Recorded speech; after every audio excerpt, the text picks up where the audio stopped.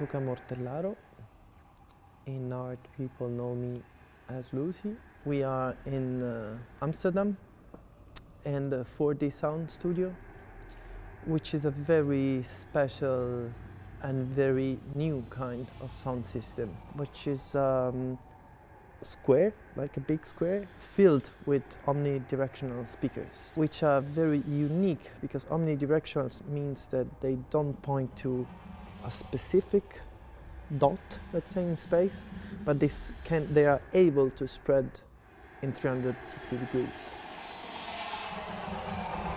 Below our feet, it's like a complete set of subwoofers, which are also very fine-tuned, let's say. So it's a pretty unique space for sound creation and development. The project is called Body Echoes. The idea is kind of to have a subject here in the center of the space on this little scene, which is Amanda Morelli from Berlin.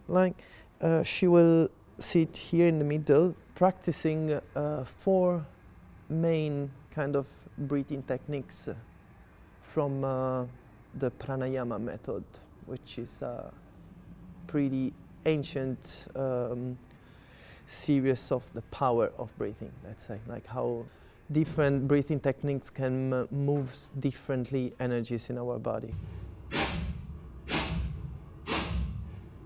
So my idea was like to kind of take the real sounds coming from these breathings into something that the crowd around her can actually experience as well.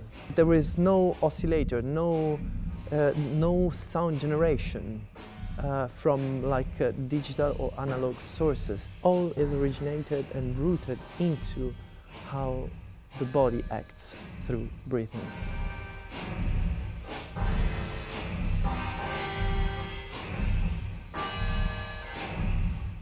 The incredible thing is also the back-end experience, so how you can use it.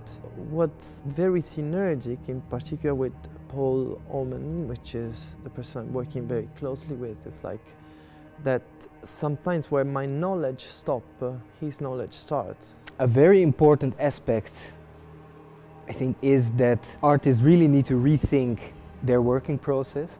So I also heard Lucy say a couple of times, "Oh, I fell into the trap of techno," meaning that he starts to get into certain musical patterns that he's used to and that he knows how to make it work, but nevertheless that do not really support the experience of this system as he imagines it. So musicians have to think out of the box.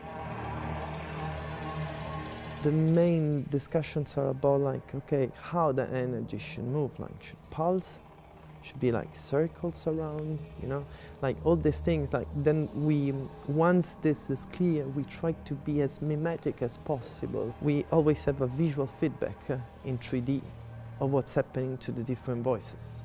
Where you can see exactly the room, move it in perspective as you want, and see exactly what you are actually doing with the sound, Not only in position in space, but even in shapes of the sound itself. So the possibilities are really infinite.